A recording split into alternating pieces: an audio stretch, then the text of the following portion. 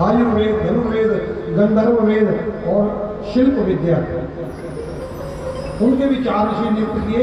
चारों ऋषियों से कहा जाओ प्रचार करो, लोगों को भगवान से जोड़ो। लेकिन भगवान से नहीं जुड़ेंगे। 6 शास्त्र लिख दिए, 6 ऋषियों को कहा शास्त्र सुना लो, वो भी वापस आ गए थोड़ी देर के बाद, महाराज लोग समझ नहीं पा रहे हैं। कलयुग का प्रभाव शुरू हो गया ना, कठिन वेदों को, शास्त्रों को लोग नहीं समझ पाते। 17 पुराण लिख दिए, 17 पुराण, 17 ऋषियों को कहा जाओ पूरे भारत में, पूरी दुनिया में फैल जाओ, लोगों को जोड़ो भगवान से, कलयुग आने वाला है, भगवान से जुड़ो, भगवान का कीर्तन करो, बच जाओ। लेकिन वो 17 ऋषि चले तो गए, लेकिन फिर भी शांति नहीं मिली। व्यास जी बड़े परेशान हो, वेद लिखे, शास्त्र लिखे, ग्रंथ लिखे, लेकिन मेरे को शांति क्यों नहीं मिल रही। एक दिन नारद जी वहां पर आए। नारद जी ने कहा, व्यास जी क्यों चिंता में बैठी हो?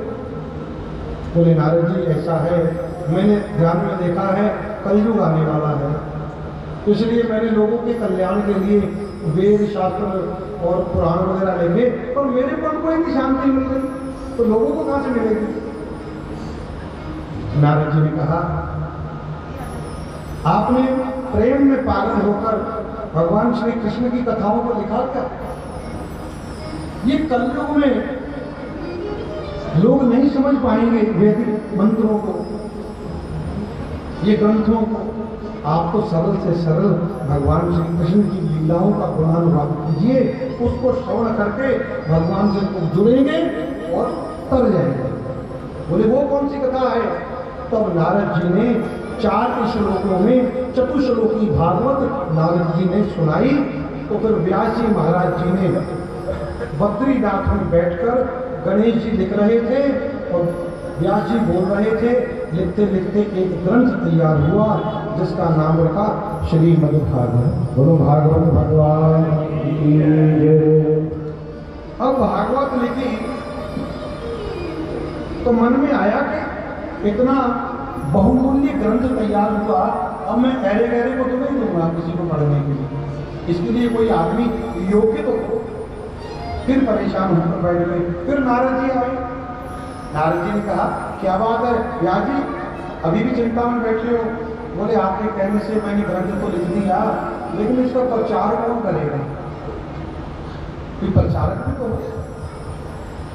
नारद जी ने कहा, ठीक है, मैं व्यवस्था करता हूँ।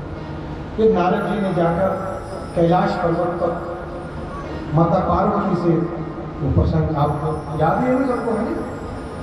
सुनाएंगे, आगे बढ़े, दूसरा सुनाएंगे, थोड़ा सा सुना देंगे, थोड़ा सा सुना देंगे। फिर नारद जी ने कैलाश पर्वत पर जाकर माता पार्वती से पूछा कि बाबा कहाँ है? माता पार्वती ने कहा, गए होंगे अपने भक्तों की रक्षा के लिए कहीं ना कहीं, भक्त बुलाते हैं जाते हैं। तो ठीक। फिर नारद जी ने पूछा, माता आप यहाँ अकेली रहती हो निर्जल स्थान में, आपके लिए कोई कोठी बंगला नहीं बनाया बाबा ने, ऐसे ही रहते? कोई ऐसे ही संतुष्टि है, गाय न बच्ची दीदाए अच्छी है। तो बोले, आपको डर नहीं लगता निर्जल स्थान में कोई भूत प्रेत आएंगे? बोले, भूत प्रेत तो बाबा के चले हैं सारे, डर कैसे लगेगा? फिर नारद जी कहते हैं कि मुझे लगता है माता आपसे प्रेम नहीं करती शंकर हैं। क्यों? नहीं, ऐसी बात नहीं है, उससे बड़ा प्रेम करते हैं। वो नहीं प्रेम करते होते तो आपके लिए कुछ करते तो कुछ किया ही नहीं। मतलब हर प्रकार से आज नारद जी ने काबू कर लिया। अरे नारद जी क्या देखा? कुछ गड़बड़ है क्या? हाँ गड़बड़ है। तो क्या? बोले, जो शंकर भगवान के गले में मुंडों की माला है वो मुंड किसी स्त्री के हैं। यदि वो आपसे प्रेम करते तो उस स्त्री के मुंडों को सुधार करते हैं, आपसे नहीं करते, कहीं और चक्कर है इनका। इतना कहकर नारद जी तो चले गए बाहर। अब पार्वती जी होगा क्रोध आया, शंकर भगवान पधारे वापिस, आते कहा जय श्री राम, कोई जवाब नहीं। बाबा को बैठने के लिए स्थान नहीं दिया, आसन नहीं दिया, जलपान नहीं कराया। बाबा ने कई बार पूछा, देवी क्या बात है? बोले नहीं, मैं नहीं बात करूँगी, मैं जान गई तुम्हारी सब लीलाओं को, कहाँ जाते हो, क्या करते हो।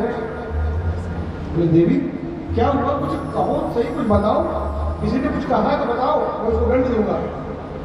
नहीं, मैं सब जान गई आपकी लीलाओं के बारे, मुझसे झूठ बोलकर कहीं और चक्कर चला रखा है आपने। और ऐसी बात कही तो शंकर भगवान का माता चंदा बोले, कहीं नारद जी तो नहीं आए थे यहाँ आए थे, वो नहीं आते तो कैसे पता चलता तुम्हारे कहाँ जाती हो, कहाँ रहती हो, क्या करते हो। बोले बड़ा मुश्किल है समझाना, नारद जी की पढ़ाई हुई है ये। तो कहा देवी 2 मिनट मेरी पास, मैं भगवान राम जी की सौगंध खाकर कहता हूँ कि मेरे जीवन में कोई भी दूसरी पत्नी नहीं है, कोई स्त्री नहीं।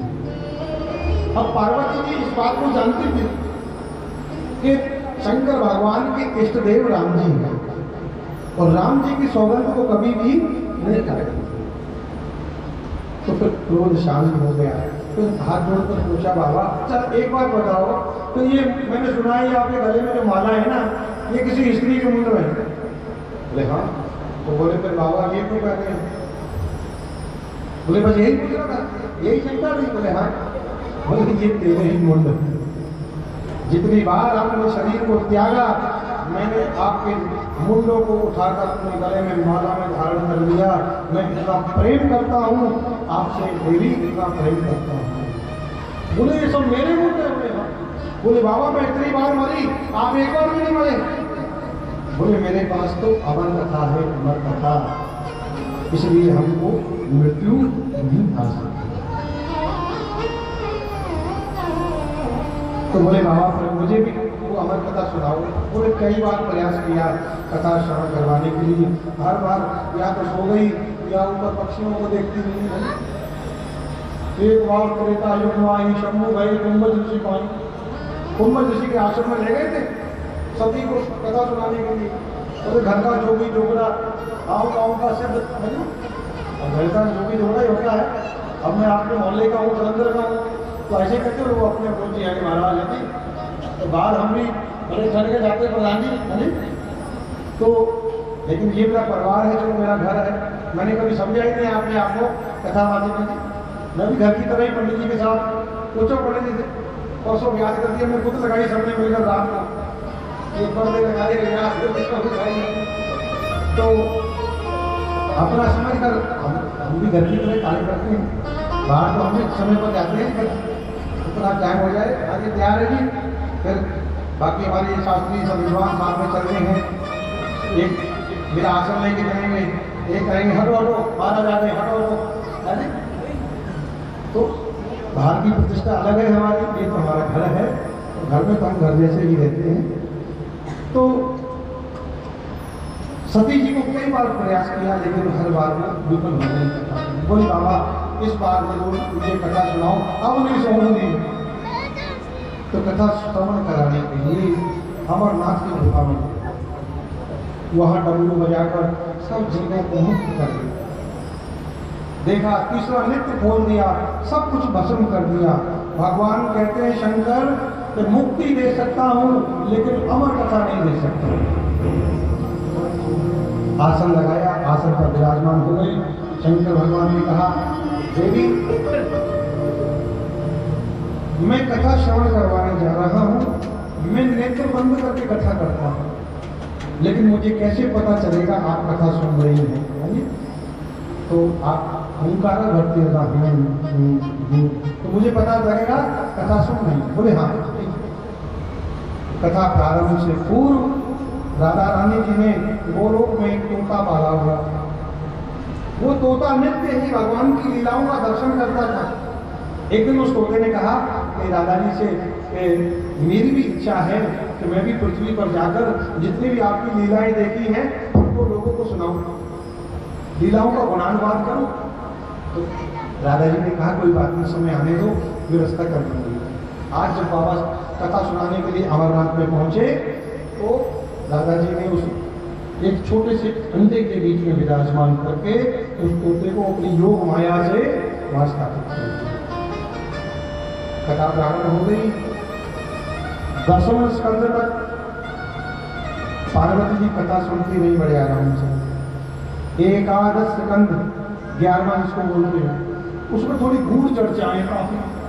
कल युग में राजाओं का वर्णन है जी, नौ सदेशों का वर्णन, दत्तात्रेय के 24 गुरुओं का वर्णन, कलयुग में राजा कैसे होंगे, यानी मानव धर्म क्या है, स्त्री धर्म क्या है, साधन धर्म क्या है, बड़ी गूढ़ चर्चाएं हैं। उसमें पार्वती जी को नींद आ गई माया। यहाँ भी अगर गूढ़ चर्चा सुनाए तो माताएं कहती है भजन सुना दे, कोई बना रखे। रोचक कथाएं रहती तो श्रवण करते हैं माताएं। अब पार्वती जी जैसी सो गई तो आप भी क्या कहते हैं। लेकिन हुंकारा चालू है। शंकर भगवान ने जैसे ही कथा विश्राम की, जय घोष किया, बोलो भागवत भगवान की जय। अंडा टूटा और उसमें से एक पक्षी निकल भागा। शंकर जी देखा कि पक्षी कहाँ गया, बोले अभी आया होगा, हो सकता है मैंने तो सबको भस्म कर दिया था। वो चला गया। इतने में पार्वती जी की नींद खुली, जयघोष हुआ। तो इसलिए जयघोष कीर्तन कराते हैं कि किसी को नींद आ रही हो ना तो नींद भाग जाए। पार्वती जी ने हाथ जोड़कर निवेदन किया, बाबा रुको रुको, मैं थोड़ा सुदामा चरित्र के बाद जो कथा है वो सुन नहीं पाई। तो क्या हुआ, तो नींद आ गई थी। तो बोले हुंकारा कौन कर रहा था, बोले पता नहीं। इधर तो देखा कौन है, पूरी गुफा को छाना लेकिन कोई दिखाई नहीं दिया। तो मन में विचार आया, हो सकता है वो जो जीव उड़कर गया यहाँ से कहीं वही तो नहीं था। क्रोध में आकर अपने हाथ में त्रिशूल लिया और मारने के लिए निकल गया। वो तोता जब तक बहुत दूर उड़ गया था, लेकिन शंकर भगवान से कहाँ बच सकता है। उड़ते उड़ते जब व्यास जी की कुटिया के समीप वो तोता पहुंचा तो व्यास जी की जो पत्नी है वटिका, वो जवाई ले रही थी, नींद आ रही थी, उदासी ले रही थी, वो बोल के। तो वो जो तोते का बच्चा था वो मुख के भीतर चला गया। शंकर भगवान बाहर खड़े रहे, आवाज लगाई, अरे बाबा ओ व्यास जी बाहर आओ, आपकी कुटिया में मेरा चोर गया है। व्यास जी बाहर आए, प्रणाम किए, बाबा अगर चोर भीतर गया है तो बाहर भी आ जाएगा, एक ही रास्ता है हमारी कुटिया में, 2 दरवाजे नहीं। लेकिन एक बात बताओ, आपका चुराया क्या है? आपका डबूल चुराया, सरफ चुराया, बैल चुराया, बागमर चुराया, बिच्छू चुराया, आपका क्या चुराएगा कोई? बोले देखो व्यास जी, मैं मजाक नहीं कर रहा, मैं सीधा सीधा कह रहा हूँ, मेरे चोर को बाहर में। बोले ठीक है बाबा आ जाएगा, पर ये तो बताओ चुराया क्या है? शंकर भगवान ने कहा, मेरी बिना आज्ञा से अमर कथा को सुन लिया, मैं उसे जीवित नहीं छोड़ूंगा। अब हंसने लगे व्यास जी, महाराज अब कैसे मारोगे, वो तो अमर हो गया है, अमर कथा सुनकर। तब मन में आया, अरे हाँ कथा को सुनकर तो वो अमर हो गया, ये साधारण तोता नहीं हो सकता। कौन है? तो ध्यान में देखा, ये राजा जी का प्रिय शुक्र है। अपना अंश प्रदान किया और फिर बाबा चले। तत्पश्चात हाथ जोड़कर व्यास जी ने विनती की, अरे भाई कौन है जो कुटिया के भीतर गया है, बाहर आ जाओ, शंकर जी चले गए हैं। अब डरने की आवश्यकता नहीं, आ जाओ। बहुत आवाज लगी, कोई बाहर ही नहीं है। फिर भीतर गए, व्यास जी ने इधर तो देखा, कहाँ है भाई, कौन कहाँ छुपा है, कौन है? तब भी दिखाई नहीं दिया। व्यास जी कहते हैं, शंकर जी कह रहे थे कि भीतर गया है, कोई भीतर कोई है नहीं। अरे भाई कौन है यहाँ पर, बाहर निकलो। तो माँ के गर्भ में से बैठे बैठे ही सुखदेव जी कहने लगे, मैं बाहर नहीं आऊंगा। मैंने अभी अभी कथा में सुना है कि जब जीव जन्म लेता है उसको भगवान की माया दे देती है। मैंने 12 वर्ष तक माता ने अपने गर्भ को धारण किया। 12 वर्ष पूरे नहीं होते, लगभग 8-9 महीने तक माँ से पूछो, जब प्रसव पीड़ा होती है कितना कष्ट होता है माँ के लिए। ये तो 12 वर्ष तक गर्भ को धारण किया।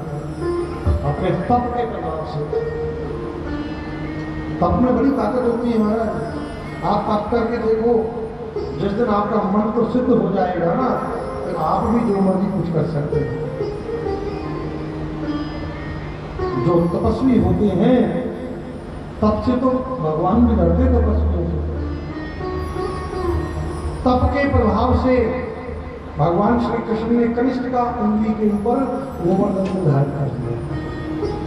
तप किया था योगेश्वर है। तप के प्रभाव से पाकिस्तान में गुरुद्वारा साहिब है, पंजा साहिब, अभी वहाँ श्री गुरु नानक देव जी महाराज जी ने तपस्या करी थी। तो किसी दुष्ट ने उनको मारने के लिए पहाड़ी से एक पत्थर फेंका नीचे। तो उनके साथ में जो शिष्य थे उन्होंने कहा, महाराज जी पत्थर आ रहा है ऊपर से बहुत बड़ा, आप हट जाओ यहाँ से। बाबा तो भगवान के भजन में मगन बैठे थे, उन्होंने बैठे बैठे ऐसे कर दिया, वो पत्थर सीधा रुक गया वहीं पर। ऊपर से जब वस्तु आती है ना, धरती के गुरुत्वाकर्षण के कारण उसकी स्पीड तेज हो जाती है, जब नीचे को आएगी तो पत्थर कितनी स्पीड से आ रहा होगा, बहुत बड़ा पत्थर था, लेकिन तप के प्रभाव से बाबा ने ऐसे किया, वो रुक गए। तो तप से आगे कुछ नहीं है महाराज, कुछ नहीं है। तो तप के प्रभाव से आज माता ने 12 वर्ष तक धारण किया। इसके बाद व्यास जी से कहा, व्यास जी अब मेरे से नहीं रहा जाता, मेरे को कष्ट हो रहा है, कुछ करो। तो व्यास जी ने प्रार्थना करी, अरे भाई बाहर आ जाओ, कौन है आप? अब माँ के गर्भ में बैठे हो, माँ को पीड़ा हो रही है, और ये तो सृष्टि के नियम के खिलाफ हो गया। बच्चे का जन्म 9 महीने में होता है, लगभग 8-9 महीने में, ये तो 12 वर्ष हो गए। बोले मैंने कह दिया मैं नहीं आऊंगा, मैं यहीं ठीक हूँ। भाई माँ को कष्ट हो रहा है। बोले फिर ठीक है, फिर भगवान से कहो वो आए, या खड़े होकर मेरे को आशीर्वाद दें और कहें कि मेरी माया आपको नहीं लगेगी, तब आऊंगा। तो व्यास जी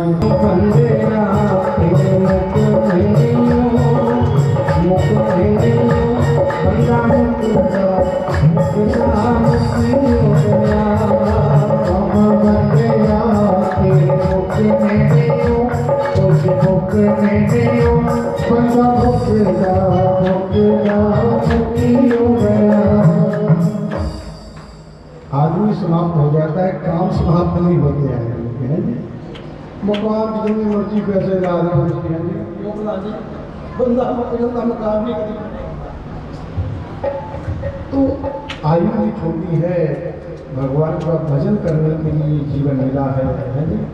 जितना हो सके भगवान का भजन किया करो, बस यही साथ में जाए, और तो सब यहीं रह जाएगा, सब यहीं रह जाएगा। एक भजन और सुना दो, मुझे याद आ रहा है, सुना दो। बताए तो सब याद है आपको ना, 6 बारी तो कथा सुन ली है ना, अब याद उसमें इंतजाम करती है ना, मैं उन्हें पूछ लेना तो फिर याद कर देता है।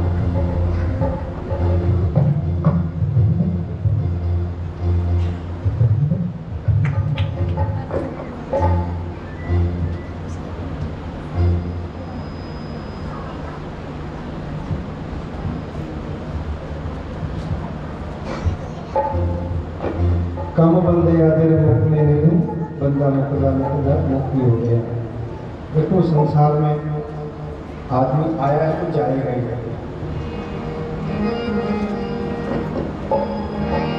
आए हैं तो जाएंगे,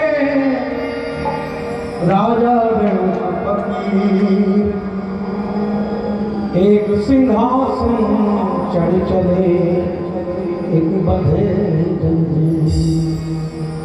सबको जाना है, लेकिन कुछ ऐसी नेकी करके जाओ कि संसार से जब व्यक्ति जाए तो दुनिया रोए उसके लिए, दुनिया कहे कि बड़ा अच्छा व्यक्ति था महाराज, बड़े अच्छे कार्य, आपकी कीर्ति को लोग गाएं, आपके यश को लोग गाएं। कल मैंने सुनाया था ना कि मेरे को बैठे सामने वो कह रहे थे आपके पिताजी बड़ी दूर दूर तक ले गए, उनकी कीर्ति को लोग गाते हैं प्रधान जी। ये नहीं कि मेरे पिताजी थे, ठीक है, कि आज भी सब लोग कहते बड़े पंडित करके बोलते थे हमारे पिताजी थे कि उन्होंने जो जो तीर्थ स्थानों को दर्शन करवा दिया, तो कहते उन्होंने जागृति रावण मंडी में अभी भी लोग कहते थे कि हमारे को जलंधर में रहकर वृंदा देवी का मंदिर नहीं पता था, हमारे पिताजी लेके गए कि आओ हमारे को वृंदा देवी के दर्शन कराएंगे। बहुत सारे उन्होंने तीर्थ यात्राएं करवाई। ऐसा कीर्ति छोड़कर जाओ, ऐसा यश कि लोग जाने के बाद आपको याद करेंगे। क्यों? क्योंकि किस काम का क्या जो महल तू बनाएगा, बहुत बढ़िया मकान बना लिया, किस काम आएगा? किस काम का लाखों का जो तोड़े तू कमाएगा। रथ हाथियों का झुंड भी किसी काम न तेरे आएगा। तू जैसा यहाँ आया था बंदे, तू वैसा ही तू जाएगा। तेरे सफर में सवारी की खातिर कितना भी एसी में बैठ जा, एसी दफ्तर बना ले, एसी गाड़ी रख ले, और जब अंतिम सफर आएगा ना तेरा, कि तेरे सफर में सवारी की खातिर कंधों पे ठठरी का खेला रहेगा।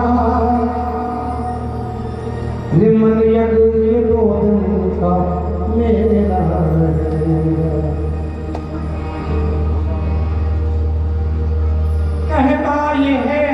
कहता ये दौलत आएगी मेरे काम। जिंदगी भर आदमी कैसे जोड़ता है कि अंत समय मेरे काम आएगा। अगर तो आपने इसलिए पैसा जोड़ा है कि अंत समय में भगवान का पूजन करेंगे, दान पुण्य करेंगे, लंगर लगाएंगे, तो फिर उसी काम आएगा। यदि कुछ लोग ऐसा सोच कर रखते क्या पता बीमार हो रही है, क्या पता अस्पताल दाखिल हो रही है, तो फिर वो अस्पताल में ही लगेगा पैसा, क्या कर। कहता है ये दौलत कभी आएगी मेरे काम, परंतु ये तो बता धन हुआ किसका बुरा। समझा गए उपदेश हरिश्चंद्र कृष्ण राम। राजा हरिश्चंद्र जी पूरी पृथ्वी के मालिक थे, राम जी के पीछे पूरी दुनिया चलती थी। समझा गए राजा हरिश्चंद्र राजा राम। दौलत नहीं रहती है, सिर्फ रहता है केवल नाम। सब कुछ नहीं रह जाएगा, एक परमात्मा का नाम यहाँ पर होता है, जिसको हम आप लोग जप रहे हैं, राम राम या श्री कृष्ण। ये कब से चला रहा है किसी को नहीं पता। आज भी मंदिर में बैठकर हम लोग जप रहे हैं। छूटेगी संपत्ति तेरी यहाँ की यहीं पर, छूटेगी संपत्ति यहाँ की यहीं पर, सब यही रह जाएगा। तेरी कमर में न भेला रहेगा, मन जलिए भोजन का भेला रहेगा। ओ मन जलिए भोजन मन जलिए भोजन का भेला रहेगा। मनायम सताए झमेला रहेगा, मनायम सताए झमेला रहेगा, मनायम सताए झमेला रहेगा, मनायम सताए झमेला रहेगा। मन जलिए भोजन का भेला रहेगा, ओ मन जलिए भोजन का भेला रहेगा। अभी मैंने थोड़ी देर पहले प्रसंग सुनाया था ना, नर नारी की आसक्ति। आदमी अपनी पत्नी से कहता मैं तेरे बिना नहीं रह सकता है, पत्नी कहती मैं तेरे बिना नहीं रह सकता है। कुछ मित्र भी होते हैं यार तेरे वास्ते अपना जान हाथ रह रही है, तो बिंदु जी क्या कहते हैं, साथी है मित्र कहीं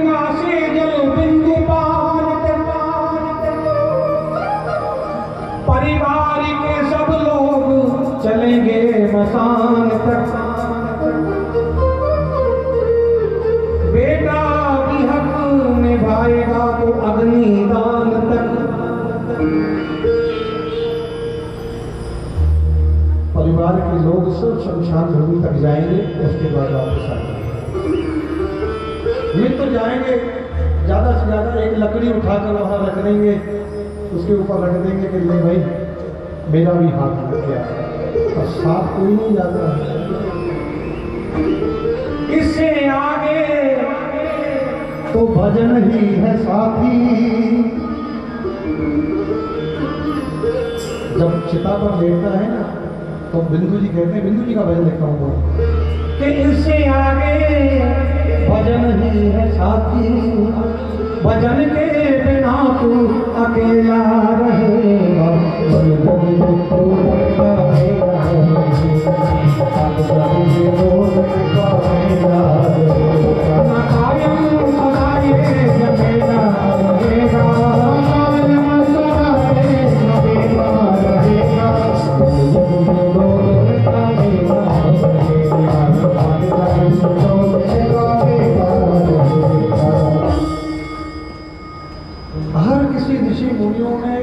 इतिहासकारों ने, कविताओं लिखने वालों ने, कवियों ने सिर्फ यही कहा ये 2 दिन का मेला है। किसी ने ऐसा नहीं कहा कि 1 महीने का मेला है। ज्यादा से ज्यादा कहेंगे 4 दिन की चांदनी और फिर मनुष्य की आयु बहुत छोटी है। सब अखबारों में पढ़ते हैं, आप लोग देखते होंगे, छोटे छोटे लोगों को, छोटी उम्र वालों को हार्ट अटैक होने वाला है। जब हम छोटे छोटे थे ना, 6-7 साल 8 साल में हो, तो हमारे को पता ही नहीं था कि हार्ट कोई की क्या बीमारी होती है। वर्ण किया माता पार्वती जी को नारद जी का उपदेश प्राप्त हुआ, जिससे जिसके नसीब में या भाग्य में जो कुछ नहीं लिखा वो मिलता नहीं। लिखा है कि एक समय था जब मंत्र काम करते थे, और एक समय ऐसा आया उसमें तंत्र काम करते थे, और एक समय ऐसा आया उसमें जंतर काम करते थे। और नारद जी का मन में आया तो वहां पर षड्यंत्र काम करते थे, परंतु षड्यंत्र माता पार्वती के ऊपर काम कर गया, परंतु भागवत कथा या अमर कथा माता को प्राप्त नहीं हो सके। तो आज भी ऐसे ही हो रहा है कि षड्यंत्र हम लोगों के ऊपर बड़ी जल्दी काम करता है। इसलिए विनती है, षड्यंत्र की तरफ ना जाया करो। श्री हमारे व्यास जी के मुख से जो कथाएं, जो ज्ञान मिलता है उसे ग्रहण किया करो। तो आज की जो है प्रसाद की लिस्ट भी लंबी है, और हमारे आज के मुख्य यजमान जो है डॉक्टर ओंकार शर्मा जी और गीतांजलि शर्मा जी, ये हमारे मुख्य यजमान हैं। इनकी तरफ से इस मंदिर के लिए 11,000 की राशि मंदिर को प्राप्त हुई है। और दूसरे यजमान इस मंदिर के प्रधान प्रवीण शर्मा जी और सुनीता शर्मा जी, ये हमारे दूसरे यजमान हैं। इनकी तरफ से भी 11,000 की राशि इस मंदिर के लिए आई है। तो मैं अपनी कमेटी सदस्यों से विनती करूंगा कि पहले डॉक्टर ओंकार शर्मा जी और गीतांजलि शर्मा जी का मान सत्कार करें।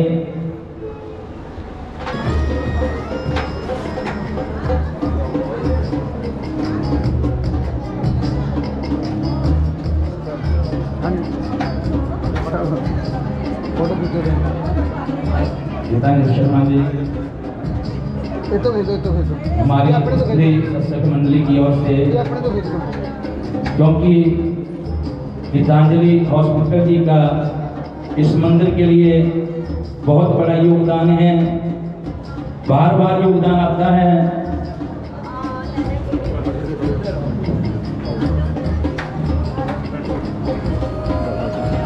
हमारे प्रधान जी का, हाँ जी राणा साहब तीसरा जी,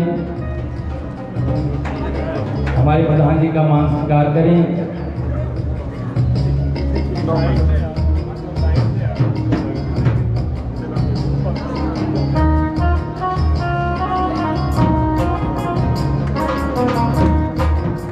क्योंकि कल हमारे गीतांजलि शर्मा जी की ओर से, डॉक्टर बाल शर्मा जी की ओर से अभी तक रोटियों का प्रसाद नहीं आया था, वो कल उससे आपको मिलेगा।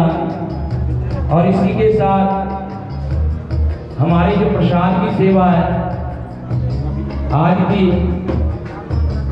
राम आसरा जी मेरी बात सुनते हो, राम आसरा जी उनकी तरफ से केले का प्रसाद आया है। राम आसरा जी फ्रूट वाले रामा मंडी से।